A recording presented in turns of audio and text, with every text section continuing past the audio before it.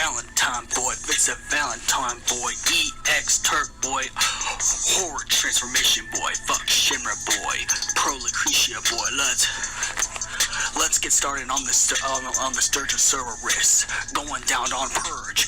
Better watch yourself, Hojo. Anyone mess with Lucretia, you're gonna end up with at the end of my Cerberus. I play no games. Got you goofy ass on got your goofy ass on my Hellmasker chainsaw. Don't even. Hey, it's Noctis. Subscribe to Vincent Valentine EX Turk channel. What's up, guys? Your King of Knife, Vincent Valentine EX Turk, and with another Final Fantasy topic. Again, this is very unorganized because I don't think I get the thumbnails. I mean, the only thing that's coming up soon is the episode Prompto special, Prompto Death Battle versus Laguna Lore. But that's the only thing I got going on. But I have not planned these videos. But since it's E3, I'm gonna try to push as many through the week of E3, and that's what I'm planning to do. Is push as much of these videos as much as I possibly can. Even though I'm tired and wore out and kind of sick and feeling kind of queasy because I worked a whole evening shift, I'm not going to bed until I have these videos on YouTube. You know, whether I get dislikes or likes, I'm doing this for the love of YouTube. So, without further ado, let's talk about another Final Fantasy discussion. And this is brought to you by Ozarka Water. This is some good water, some good stuff.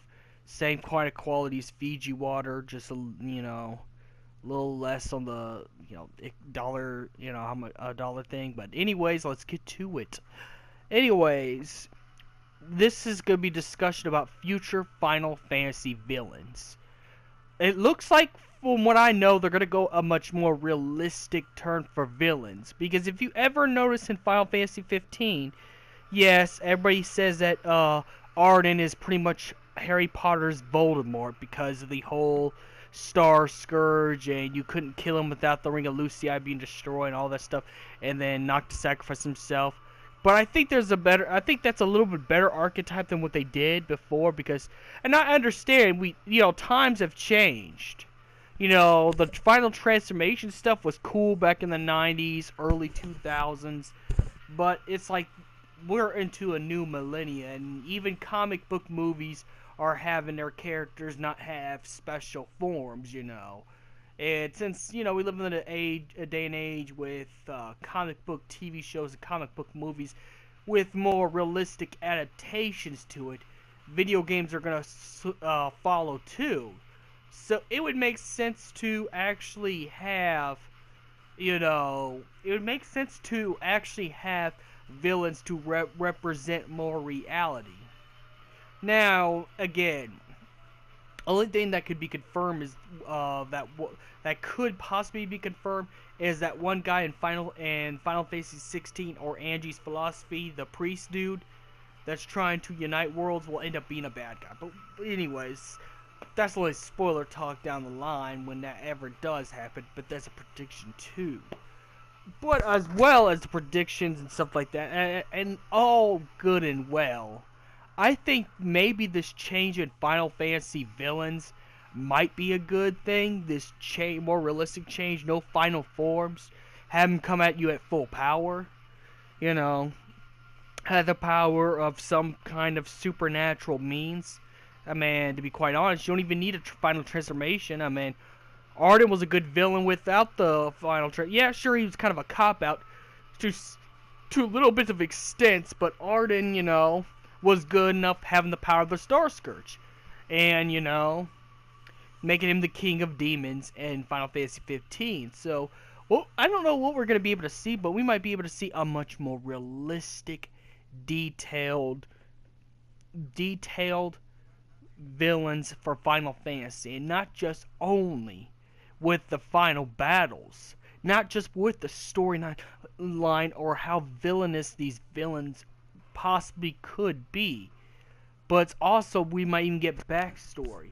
we might later on get a playable backstory of the Final Fantasy villains. We were, you know, of 13-2, we were supposed to be able to play as Caius, but we never did.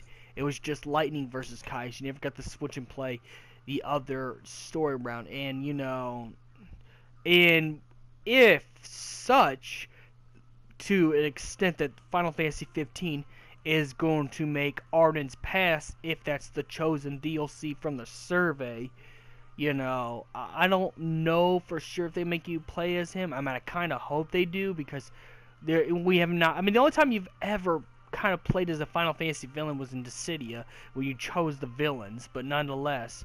Or when you know, are in the flashback of Final Fantasy VII, you play as Sephiroth, but that doesn't count because in the flashback, Sephiroth was a hero and a good guy, you know, so they don't really count.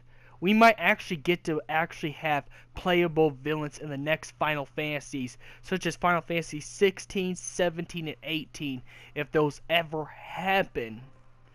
Because, I mean, I think it's a possibility.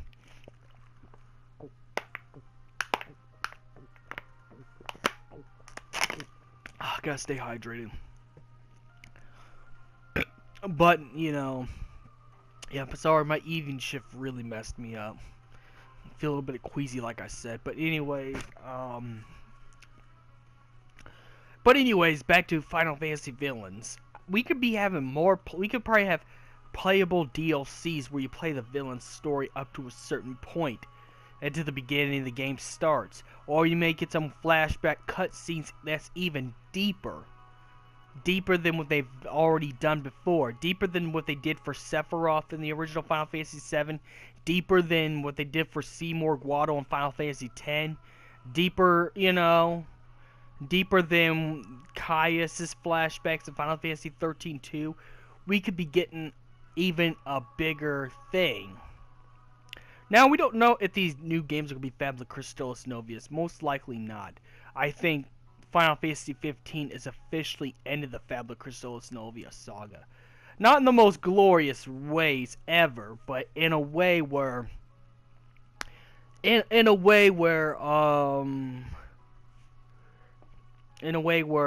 just put a bad taste in our mouth due to the cut and shorter to the story, but it still ended at least kind of in a good way, because it took the main character to sacrifice himself to stop all this.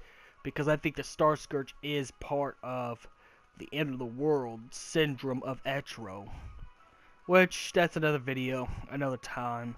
I'm not going to talk about that with you guys. I'm just stating that maybe in the next Final Fantasy games, villains will have even more of an archetype than they already had. We might be seeing, maybe not Arden clones, but they might have the same thing as Arden. Maybe you fight them 4 times, but they don't transform. They just get powerful and stronger and get back up and fight you even 10 times stronger. Now, since the turn-based stuff is out of the new games, you know, this is what I call the new saga. You know, it's not I'm not going to say it's another Fabula Crystallis Novius. I'm just going to say a new saga.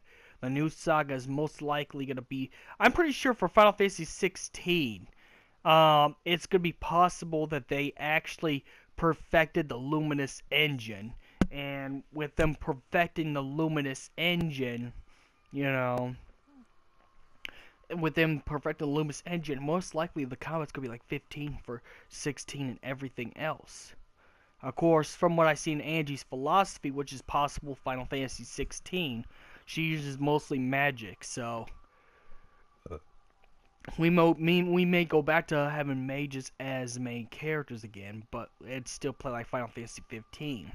And I'm pretty sure she'd still have to use a weapon, considering that she was able to hold a potion and heal herself back up after the attacks from the dogs in that trailer. But I'm just saying, I think what I'm saying is, it could be possible we could be looking at a new Final Fantasy trend that involves being able to play DLC villain stories. You know, only for a short period of time, like an episode. You know, one thing Final Fantasy should take note from is Batman Arkham City, because in Batman Arkham City, if you paid money to play some of the Joker's maps, you could actually play as the Joker. You know, Or if you play in Arkham Origins, you've paid money, or pre-order, you get to play as Deathstroke in some Deathstroke missions. Maybe, and I know I'm putting two different things in this, but it makes so much sense what they could do with the next Final Fantasy Villains. They could give you the full game, you pay $60 for, and then if you buy the Season Pass, you'll have the villains' story arcs, or should I say episodes or chapters, or however they're going to make these games. You get to have at least a small chapter where you play as the villain, or maybe even inside the story mode where you have to play as the villain, just to help out the heroes. Because, the one thing that has been done is you were able to play as Seymour Guado when Seymour Guado helps you defeat Sin that one time, in that one scorpion thing, whatever that thing was. Where you got to do a lot of piercing magic, that high level magic when he came. So, I think it's very possible that, we could probably get that even in the story. But I think we're going to get villain. So my two predictions, we're going to get villains that don't transform at all, which I'm kind of glad, because we need to kind of move on from that style. Don't get me wrong, I love Safer Sephiroth. Safer Sephiroth was one of my favorite final bosses, because how hard he was and how iconic Safer Sephiroth is. Which in the remake they have to keep Safer Sephiroth, But I'm just saying, for the new Final Fantasy games, we need to kind of update our stuff. And it looks like the next Final Fantasy game, which is Final Fantasy Final Fantasy XVI Angie's Philosophy, looks like it's going to take place in the Middle East. And I'm thinking, I have a prediction, Final Fantasy XVII is going to take place in Africa. So we got to have villains from those continents to do what they do.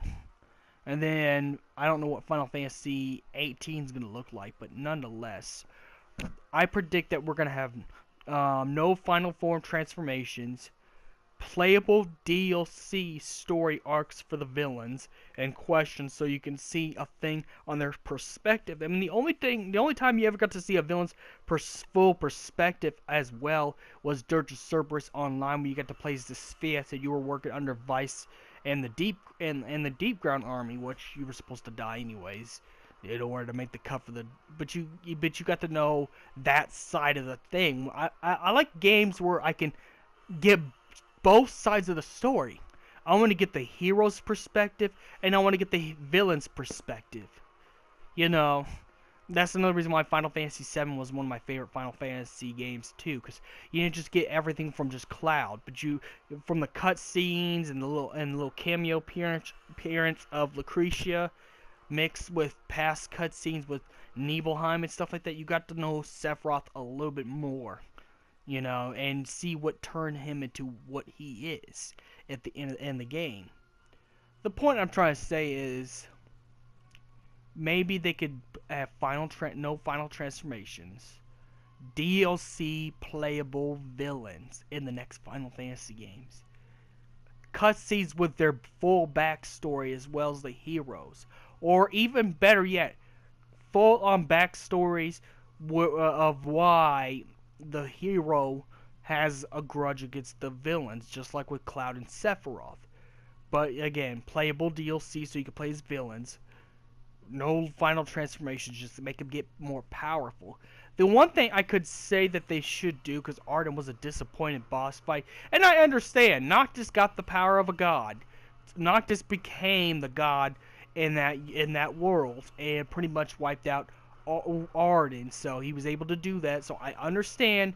Through the story mode, it makes sense, but maybe we could make our final bosses, our next set of Final Fantasy villains, harder and tougher, so we could make it, feel like a final boss.